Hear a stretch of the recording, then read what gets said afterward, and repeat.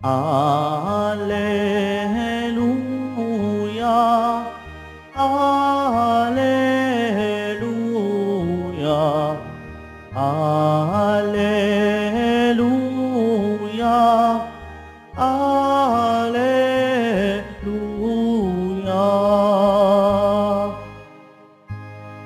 Ang salita mo'y liwanag, tanglaw sa aking paglakad, sa paghakbang sa iyong landas. Alleluia, Alleluia, Alleluia, Alleluia.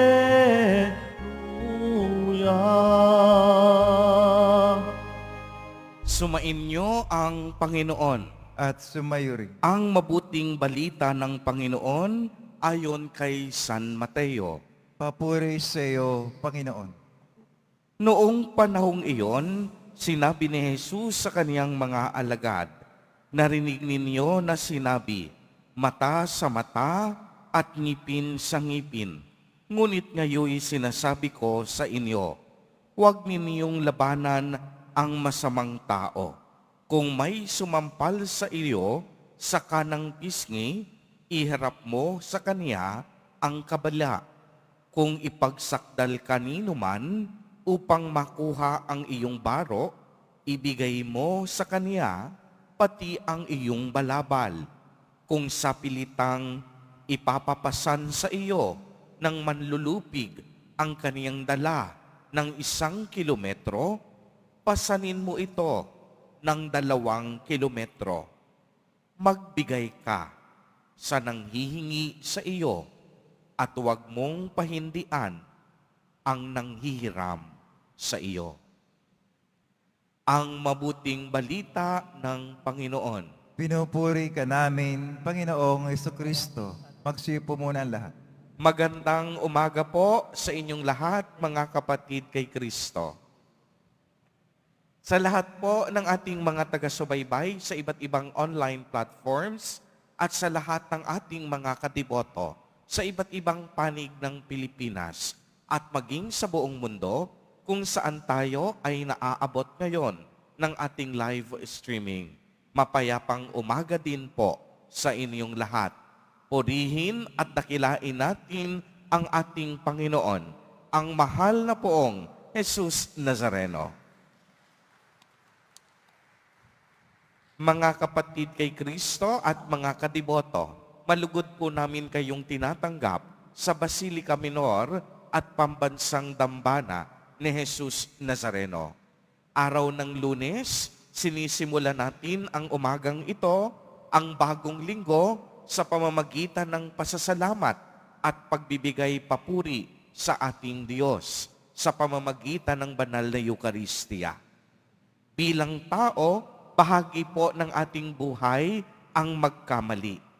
Yung iba nga, kadalasan, puro pagkakamali at kasalanan ang malimit na nagagawa sa kanilang buhay.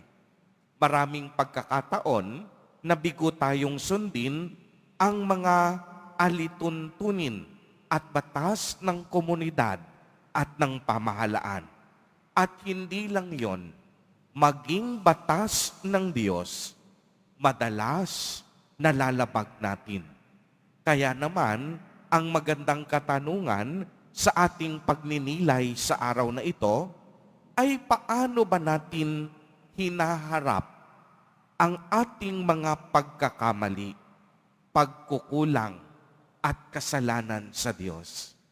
Uulitin ko po, ang magandang katanungan sa ating pagninilay sa araw na ito ay kung papaano natin hinaharap ang ating mga sariling pagkakamali, pagkukulang at kasalanan sa Diyos. May mga pagkakataon, ang ibang tao napakalupit sa pagkakamali ng iba. Mahirap silang magpatawad.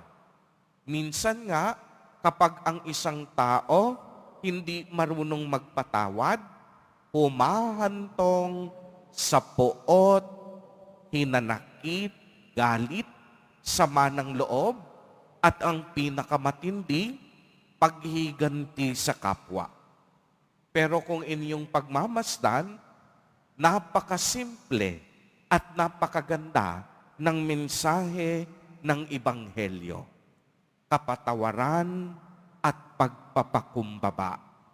Binigyang diin ni Jesus Nazareno na ibigay natin ang ating buong pusong kapatawaran sa mga taong humihingi nito.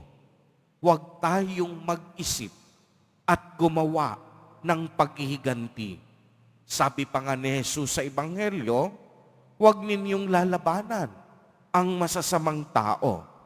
Kung may sumampal sa iyong pisngi, ibigay mo pati ang iyong kabila. Kung ipaksakdal ka upang makuha ang iyong baro, ibigay mo sa kanya pati ang iyong balabal. Ibig sabihin, suklian mo ng mabuti ang mga taong gumagawa ng masama. Uulitin ko po, suklian mo ng mabuti ang mga taong gumagawa ng masama. Father, bakit po kailangang mabuti? Masama naman ang ginawa sa amin. Bakit nga ba? Dahil kung tayo ay mag-ihiganti at gagawa ng masama, hindi matatapos ang daloy, ang pagpapatuloy ng kasamaan.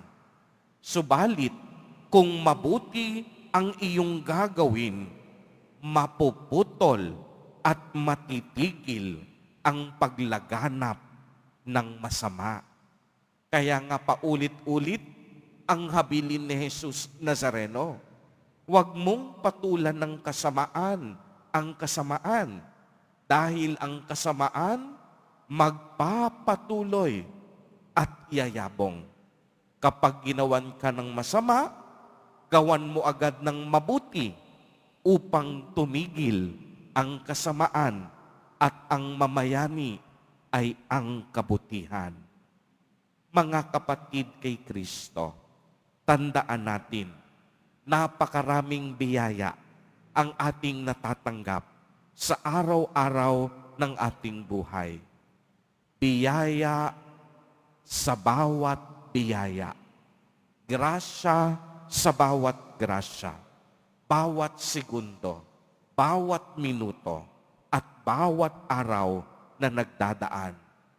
Maraming biyaya ang natatanggap tayo. Kaya ang habilin sa atin, sa mga biyayang ating natanggap, huwag tayong maging mapagmataas. Magkaroon tayo ng pusong marunong kumilala at magpahalaga. Pusong marunong magpakumbaba at pusong marunong magpatawad.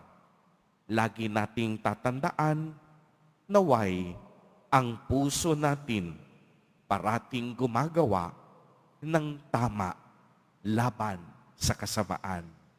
Amen. Purihin at dakilain natin ang ating Panginoon, ang mahal na poong Jesus Nazareno.